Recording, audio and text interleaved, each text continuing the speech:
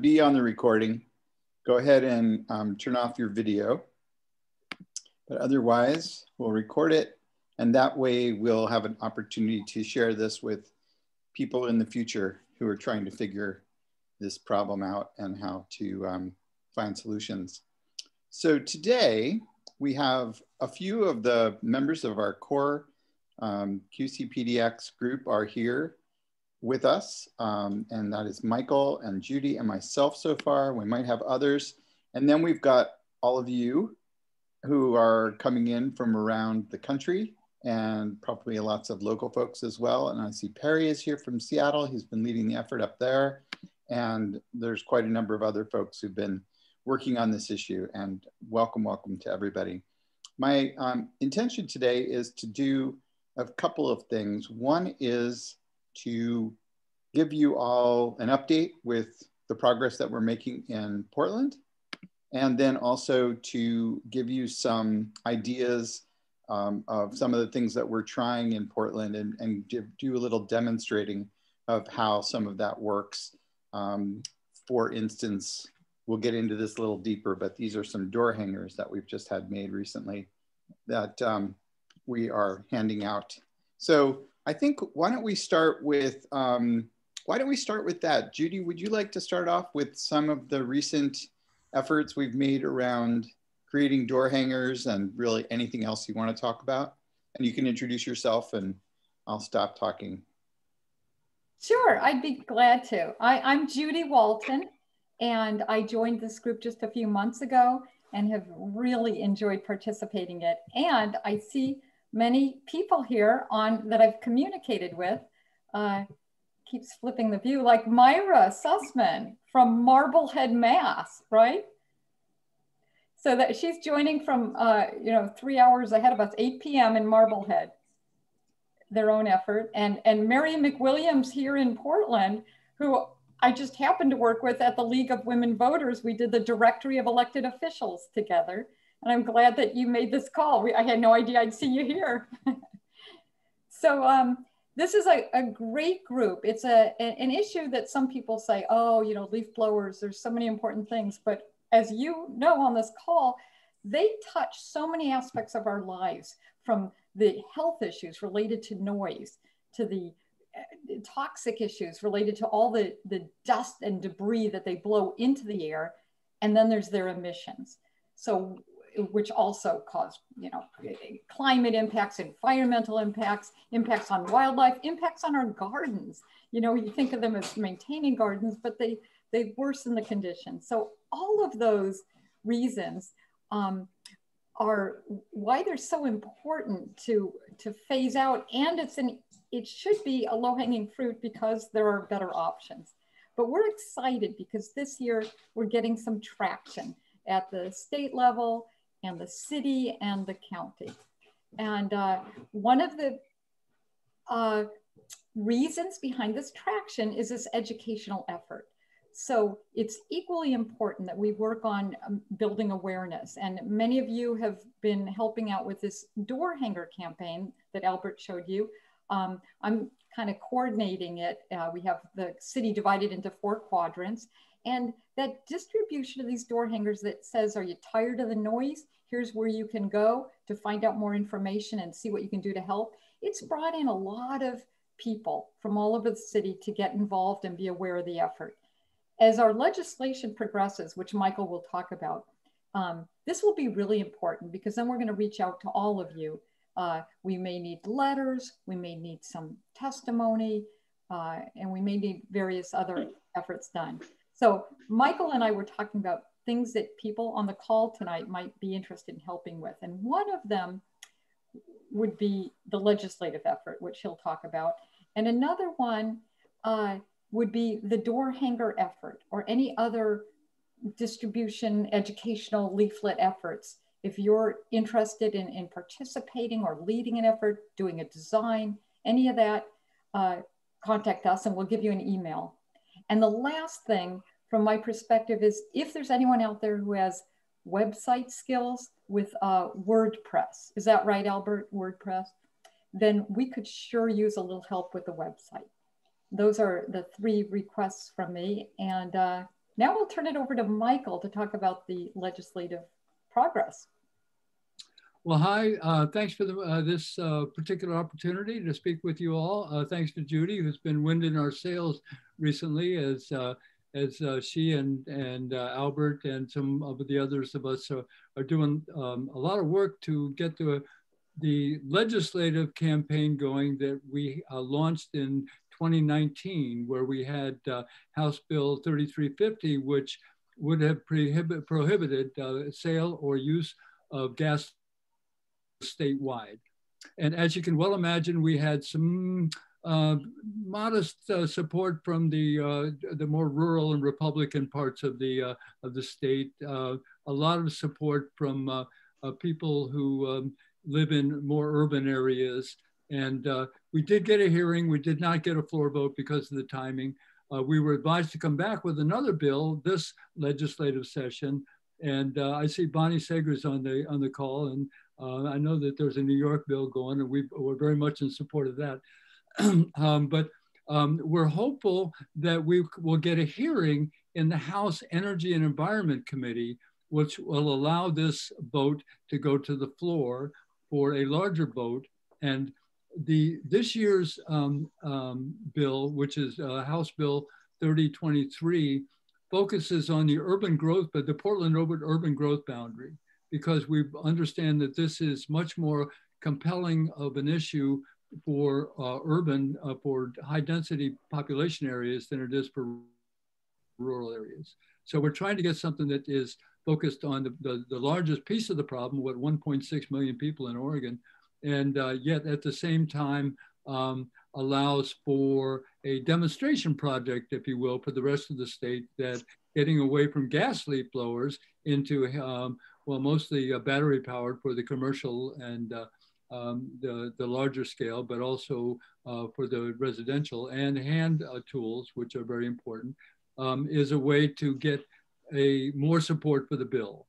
So I don't know, we have posted on on one of our newsletters the bill packet. So I hope that if you've not seen yet what the House Bill 3023 is, that you can take a look and see what the talking points are, see what the justifications are, see what the map is of the area we're covering, take a look at the timeline and the penalties for non-compliance. And what we're hoping to do now and moving forward is to get people ready for written testimonies that will come into play as soon as we get a scheduled hearing on the communications, on the Energy and Environment Committee. So I don't want to sort of just talk at you. I'd like to get some questions and some feedback. Know that we are not by any means certain that we will get this bill into law. Last time we did it, it gave us a lot of visibility and helped us move the whole project forward, the whole campaign forward. And we're hopeful that within the next couple of weeks, we can hear that we've got scheduled a bill hearing in the public hearing in the Energy Environment Committee, at which time we'll want to open the floodgate of written testimony that will help support the passage of this bill. So that's enough for the takeaway. How's that? That's great, Michael. Why don't we take a moment? That seems like a good spot for a couple of questions or comments from the peanut gallery. So if anyone who's joining us has any thoughts that have popped up and you want to raise them, maybe you can use the raised hand feature where the reactions button is at the bottom of your screen, or you can just raise your hand, or you can just start talking. And if not, I'll go into the Albert portion of our show. Okay, great. Greg, please go ahead and unmute yourself. Hi, thanks. Well, first of all, when it comes to door hangers, so I've been hired by Joanne Hardesty and Honest Elections and several folks running for city council for these huge door hanger campaigns. And I hired a staff, sometimes a dozen people at a time, and we would extensively door hanger large areas of the city. So one thing I can help with is I have these maps that you can mark, you can print out and mark the map. And I find that that's really helpful because I've never seen any easy access maps on the web to do this. So I have one map that's a proprietary map that I can print at Kinko's, and you can't have this map be filmed, but you can print it for your own personal use. And so it shows every street name in the entire city. And so it's really handy to have it in your house and mark it with a marker. So Greg, yeah. On that topic, why don't you and Judy connect? You guys can chat with each other, or we can I can put you in touch with each other. Right now we have 10,000 door hangers, so it's not like we necessarily need that extensive capability, but it might be useful even for the amount that we have so that we're not duplicating. But that's wonderful, thank you. Sure, the other thing I was gonna mention is I've been talking with the city, county commissioners because they are really the ones who can handle the wood smoke issue and a couple of other things that they're uniquely empowered to address where they're not preempted. I'm working with 51 neighborhood association boards who have provided a liaison to our project at Portland Clean Air, which is totaling 72 organizations. So I'm thinking that I wonder if you would also want to ask the commissioners to have a ban on leaf blowers in Multnomah County. I think that would be the area of greatest concern for leaf blowers, and I'd gladly work with you on that. What I think, although I could certainly do it, if you want anything you want to do independently, I could certainly provide you our contacts, but I was thinking if we work together, for instance, if all of the 72 organizations send out an email or a newsletter all at the same time, it hits something like 150,000 people. And so that's the reason we developed this large cooperation. Also, 2,400 people are on our donor list that have provided us our email. So we're also part of that outreach to the people of Portland. So anyway, I would just I'd be very supportive of a county measure to address this. Michael, you're muted. My wife would love that. Thank you very much. You're going to be a valuable resource going forward. And what we're thinking about with this endeavor is the campaign is that if we get something passed at the state level, man, we're gold. That's what we need, because that includes the county and the city. And if we don't, then we go into high gear with the county, I think is the next step in this process.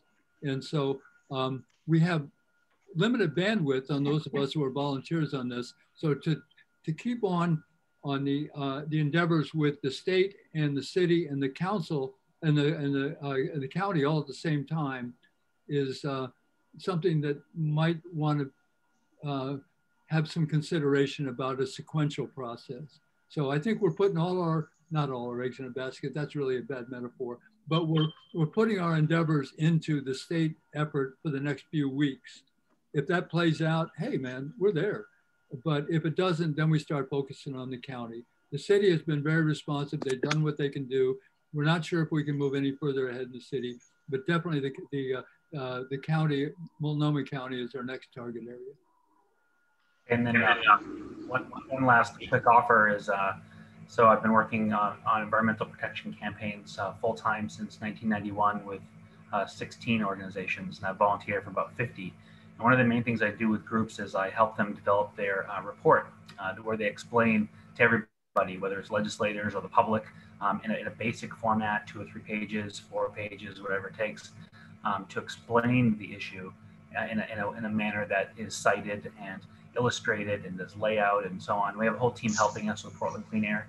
So if you have anyone there who wants to, explain the issue and explain why it's important, so a person could, apprise themselves through reading instead of through some other method, like such as research or talking to you, I'd be glad to volunteer to do that. And I've already started that report because we started working on leaf blowers a few years ago because people are contacting us and they're very upset. And we started developing a lot of the facts and so on. But I've only gone so far with that. and I think a lot more work is needed. So if anyone here wanted to help do that, I would gladly volunteer, and our team would volunteer, and we don't need any credit for that. We're glad if the final ownership of the final piece is yours, and we don't need to have any credit or anything like that. We'd like to see it happen because I think that's an important step. Thank you.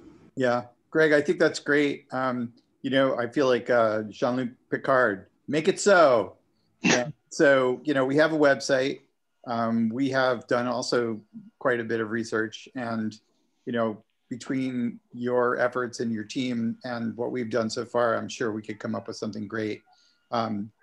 So I'm going to go ahead and pivot to give you guys a little bit of a demo. If you are not muted. Oh, go ahead, Myra. Sorry. I have a few questions about the door hangers.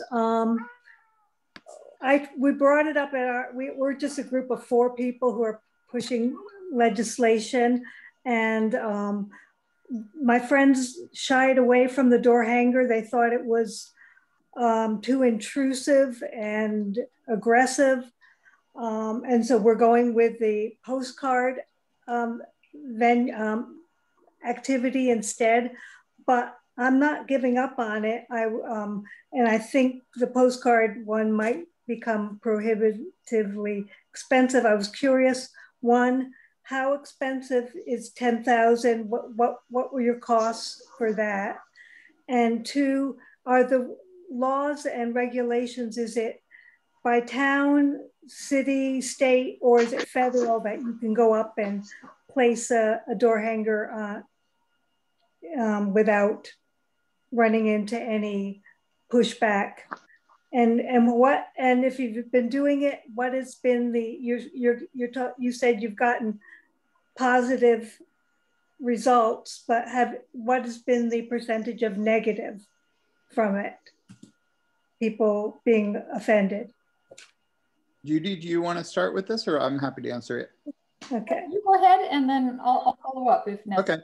Okay. So we paid $527 to get 10,000 door hangers made, but we could have gotten probably 2 or 3 times that. My brother, it turns out, thought that was a very expensive price. But actually, the first price that we got quoted was 500 door hangers for $500. So we did better than that. That sounds really good. Sounds really. So, and then in terms of postcards, which I personally think is a great way to go, because you can, you know, if your neighbor, you know, anywhere around you is using a leaf blower and you want to get the word out to them, all you need is their address and you can send them a postcard. And that is probably a lot less intrusive than a door hanger, because you're not walking onto someone's porch. We were going to mail it to everybody in town, which that's fine too. That's fine too. And they're very inexpensive to produce. So for, I think it's $100, you can get 5,000 of them made via Vistaprint. And news to our core team, someone in our community decided that they actually really wanted postcards. So they're making 5,000 of them for us. And so those are being made now. And then in terms of like response from people, I would say it's in general, I would say it's a little difficult to know what the response is, because you don't necessarily come into contact with the people who you're delivering them to. That said, the people who I've shared them with so far have been very pleased that this effort is going on, because most people hate gas powered leaf blowers. Anything to add, Judy? No, you said it all. That's great. I did want to say that for people on the call, if you want to follow up with anything, get involved or have any questions, I wanted to give everyone a point of contact. And would it be okay to send out my email address to the group if they want to follow up on anything afterwards and don't know? Absolutely. Okay. Maybe, Michael, can you send it out to the group? Judy, you can just put it in the chat. Okay. And instead of writing to me, you write to everyone. Just look at the, Good. I'll send it out. Yeah. Okay. Thank you. Thank you for answering the questions. You bet, Myra. Myra, by the way, I've been getting some pretty good responses from people. I'm at about 300 that I've distributed so far. Nobody's pushed back. A couple of the people that I have run into have said, oh, okay, I'll take a look. I hate leaf blowers. I go, well, yeah, it's common ground right there, you know. So, you know, there may be some who would take umbrage at having a leaf blower on, or a door hanger on their door handle, but I think it's small price to pay for the amount of visibility that we get from putting out as many thousands as we are. So good luck with that project. Okay, thanks. All right, I'm going to go ahead and take us on a little journey down just some of the online tools that we're using in Portland. You know, my sense is, and if you're not on mute at this point, if you could mute yourselves, that would be great. Otherwise, I can just do it. We may have hailstorm also. For instance, that person. All right, I will go ahead and mute Barry. Okay, so we have been doing this work for, I guess, about 3 years. I feel like I've been doing it about 4 or 5, but I only met our core group in Portland about 3 years ago. Maybe it's 3.5 now. And in that time, we have been busy beavers. So I wanted to show you a couple of the things that we've been up to that you're welcome to borrow from, and you're welcome to definitely borrow the ideas, but you're also welcome to borrow the text, and just about everything that we're doing is fair game for your use. And so one of the things is we built this beautiful website, and it's a WordPress site. My hope and intention from the very beginning of creating this was that we would make it something that any community could basically come in and copy. And so there are these sections right here are sections that really any community might be interested in. One of the more interesting parts, I think, that we've come up with is this page on eco yard services. And basically what we're saying here is that you can come in here and you can find a company that will do the work of landscaping without using gas-powered leaf blowers. And we've got this survey that people, companies take, and then these are the results. And actually, we can even point people to a survey that then they can fill out, and then they will be added to this list, thus helping companies that do good work get more customers and moving the market in that way. Then we've got this whole section called Take Action, and this lists different things that people can do. They can learn about the bill that we've got coming up. They can sign up for, or you can sign up for getting door hangers that you can distribute. We've got a subscription to our email newsletter that comes out about once a month. That's how many of you probably heard about today's meeting. We've got a Facebook group, and I will show you what that looks like in a moment. We've got 2 different petitions, one that's lobbying our local officials and one that's lobbying state officials. And those are change.org petitions. We've got a brochure. We encourage people to use Nextdoor as a way to sway people and to educate people. And then there's just more here as well, different tools that people can use and learning about other solutions. Also in this section, we've got a whole page that's just devoted to legislation. And then we've also got information here about the bill that we're working on right now, the bill in the past that we worked on a couple of years ago, a resolution for Multnomah County, and a city resolution. And this one's real interesting because it has to do with procurement. We could talk about that more, but we're working on procurement issues. So trying to get leaders to stop buying gas-powered leaf blowers, both at the city level and also at the state level. Oh, maybe Dan Mabe is joining us. That's cool. All right, so that is the website. I'm just gonna show you a couple other things. This is our group on Facebook. We've got 126 people. Some of you are probably part of this. Today I just set up an event within the group. That's this. So this is where we are right now. I just saw this beautiful sign, by the way, Wild Seed Project, out on a walk yesterday. So I used that as the event header. So we're using Facebook. We've also got a Facebook page. which is Quiet Clean PDX. And that looks like this. And so by using both of these, there's ways to reach different people with different messages. So we have 363 people who have liked our page. I need to change this. Thank you, Judy, for that. And this is just a place where we can, promote what we're up to. So we've got the surveys, we've got online petitions, we've got Facebook pages, and so amongst all of that, plus our newsletter, we've got quite a lot of reach out into the world. And now we've added like physical things like door hangers and postcards.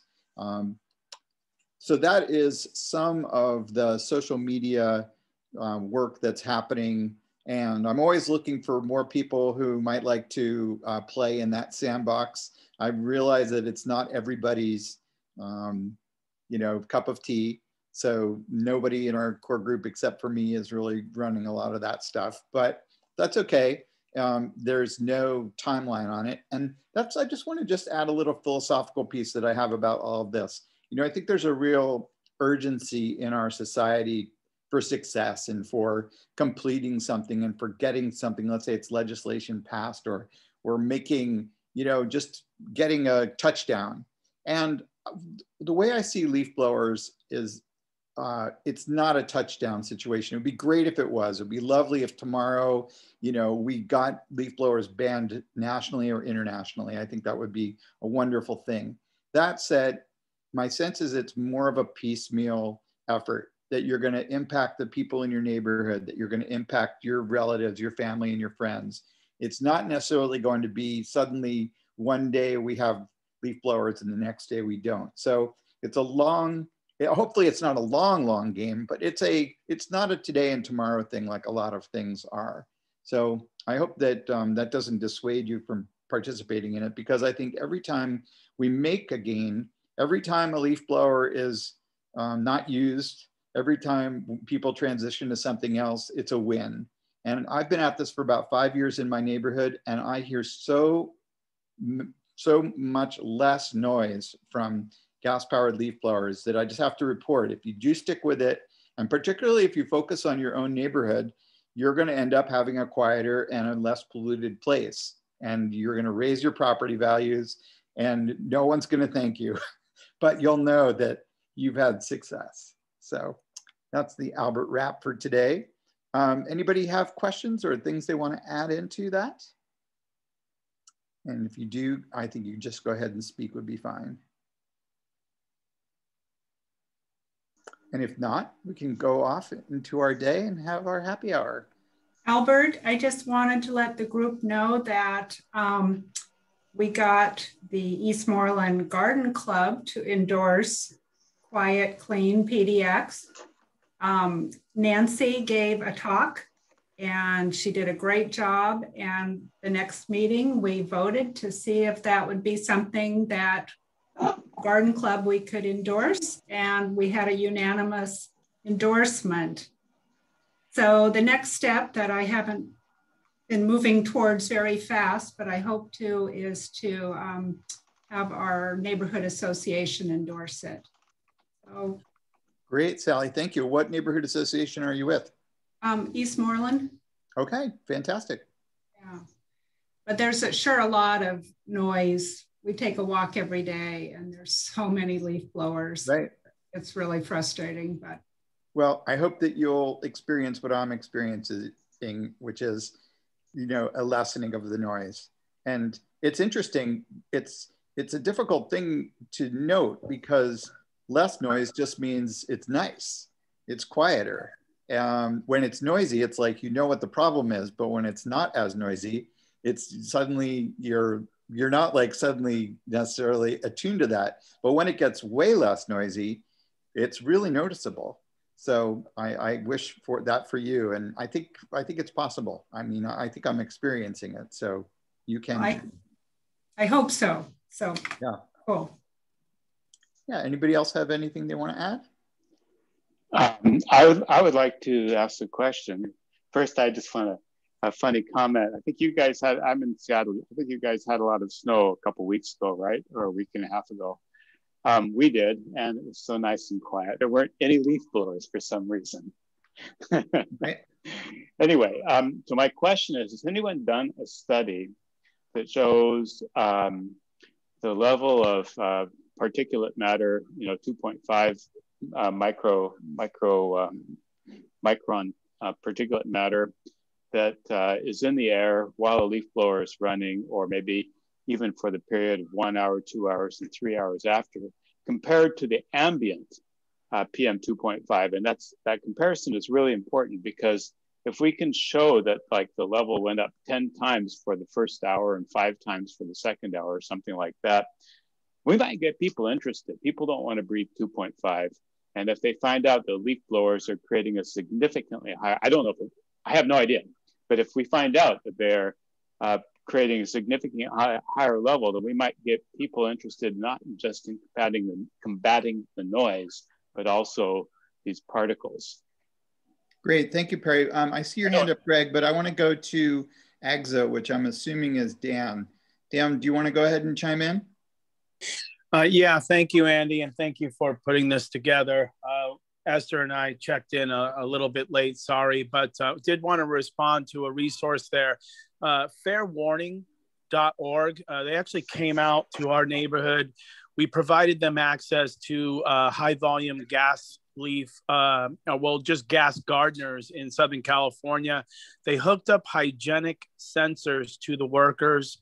And I encourage you to go and look at that entire study on fairwarning.org. Now, we also hosted NIOSH to do the same with decibel levels and carbon monoxide, specifically with sensors on the equipment, but not the workers. So NIOSH might have something as well, but you have to understand there's factors such as wind, which way that wind is blowing, how strong the wind is at any given time. If there's no wind and there's the work being done in backyards where there's, a lot of fences and trees, it was really interesting how the readings were different based on where we were at and how much wind there was, but maybe that might help you a little bit. And then we do want to note that all the gas tools were tested and all of them were producing the 2.5 microns and smaller for worker exposure primarily. So do you know if do you have any recollection of what the magnitude difference was? And what did I'll look at the study, but did the study check the levels in the air afterwards, or only while in operation? No, they did afterwards. They basically tested gas tools, and then they put cordless battery electric tools in the same situations with the same workers. And what they found is basically their exposures were whatever was ambient in the air. There was, it was just basically ambient exposure, nothing increased when using the electric. And then as far as, and then the most egregious tool I think they tested was a Red Max 2-stroke leaf blower.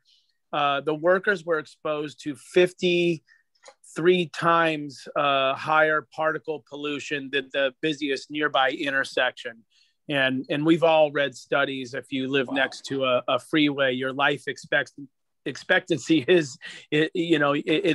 could be lowered, right? So it is a really good study. They have great methodology on there, and I encourage you to go and check that out, because it may help you. I will, but I think there's something fishy there though, because okay, so that sounds like it was measuring primarily the exhaust from the motor, but what about all the dust that's kicked up off the ground? And I mean, it's one thing to protect workers, and obviously that's an important factor, but it's another thing to get residents who have these crews come and use the leaf blowers to to be concerned about their own health.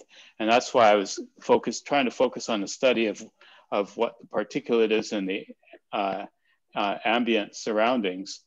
Yeah, well, on that. And that's got to include the dust that's coming off the ground. And if in this study, it shows that the electric ones were same as the normal ambient, then it's not measuring the dust that's being kicked up, or something is not quite. Yeah, they did. Yeah, no, it's nothing to be fishy about. It was specific to what was coming out of the exhaust, but there's a lot of studies out there where dust is not 2.5 microns and smaller. Dust is usually larger than that.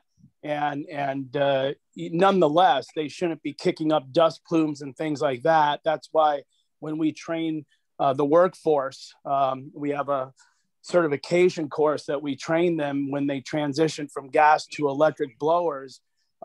It's not just transitioning from gas to electric. We're actually getting them to use electric blowers judiciously and respectfully, and definitely trying to use those without, impacting the community around them, or minimizing it as much as possible. I just wanted to give you a resource that happens to be out there, and whether you can use it or not is will yet to be determined. But definitely there was a couple of things done that can give you some insight, though. Thanks a lot for that. Thank you. Dan. Appreciate it. Sure. I also wanted to give you an opportunity to introduce yourself, because you and your organization are a huge resource for all of us. So if you want to take a moment and introduce yourself. I know you're from California, and but maybe let everybody know who you are and your website and those kind of things. Well, thank you. I won't take up too much time, but we are fans of your organization, and we have been following you a lot, and definitely support what you're doing. Just briefly, everybody, I'm Dan Mabe from the American Green Zone Alliance, otherwise known as AGZA. I come from the industry, worked in the gas industry as a very young kid with the man of the house. So I come at this through the lens of somebody who worked in the gas industry. Just really quick, when I circled back to this industry after having a gas business for a while, I said, you know what, this is not sustainable. We need to do something different. So I started an all-electric company back in 2005, when the technology was stuff with cords and nickel cadmium and seal lead acid chemistries and brush motors. It was really unbelievable. But we made a go of it. And I wish I would have started my business with all this great technology that exists now. But fast forward to today, we broke that route up, started training gardeners, endowing them with the clean technology. And that's how AGZA was born. And we're now helping to certify and transition entire school districts, universities, and cities, and with this knowledge.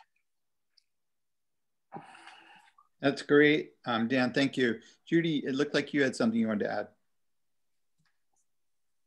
Oh, thank you. Yes, I was just going to tell Perry, and I was typing it, that I've been doing a lot of research, and I think I've come across a couple articles that might help about suspended debris in the air after blowing. And I know it's really impacted me on my bike. Every time I go through one of those clouds, I get stuff in my eyes, and it's really annoying. So I'll send you what I can find, Perry. Yeah, go ahead, Greg. You're on mute. Sorry about that. I'm working with several neighborhoods that are concerned about diesel particulate. Portland's in the worst 1% of counties in the nation for exposure to diesel particulate. We're also in the worst 1% of counties for wood smoke. So I just spent 3 hours a day for the past 3 weeks writing a report to explain to the neighbors about diesel particulate monitoring, with help from members of the EPA and DEQ lab. Because the problem with particulate is that it's in different sizes, and some sizes are radically more dangerous than others. So what we found was that understanding studies or or getting our questions answered was this rabbit hole of understanding that issue. So on our website at portlandcleanair.org, in the report section, you'll see our new monitoring report. It's about 5 pages long. It's extensively cited. And it not only reveals not only some of the data for Portland, but also explaining like how to understand particulate sizes and the equipment that's used for that kind of monitoring. So we do own 14 GPS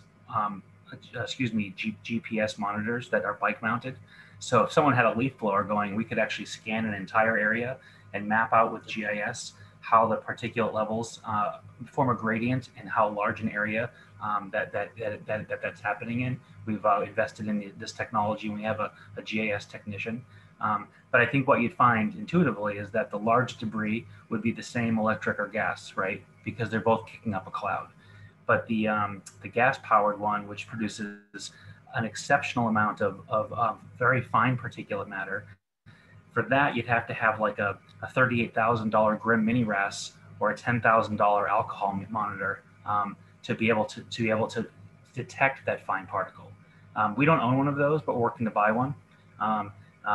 I'm glad to talk with you outside the meeting if you have any questions about our report, or also to read if you have studies that you found to understand them. I'm glad to discuss that with you because we've been head over heels trying to understand this particulate issue because there's so little information out there for Portland. And the studies, the equipment's there, but the studies often haven't been done.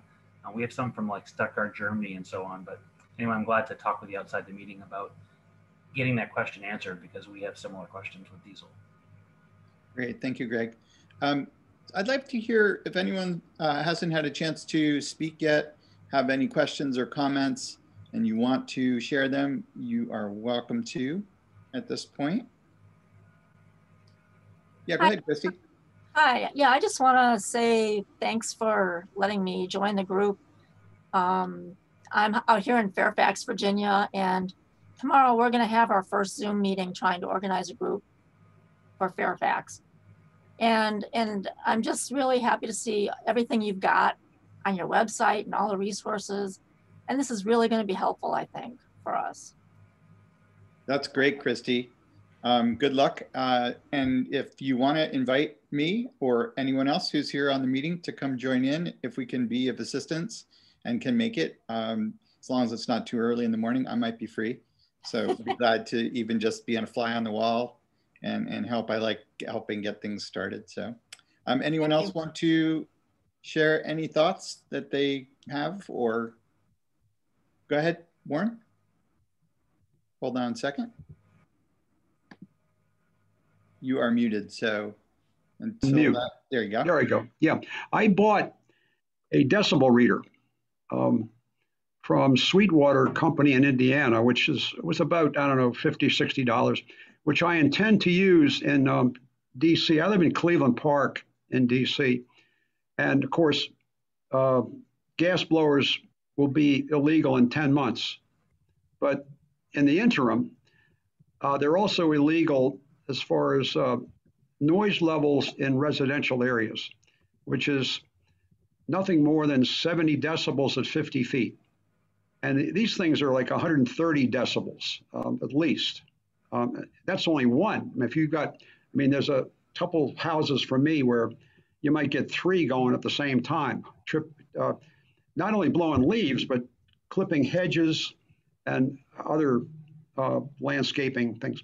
So between now and January, I intend to use this, and then I can contact the 2nd District DC Metro Police Department, and they've told me they will come, and I believe they may also have a decibel reader and possibly issue a citation or a warning just on the noise ordinance, regardless of the pollution issue. But I think maybe I can do some controlling just on the noise issue. So that's a great avenue to approach, Warren.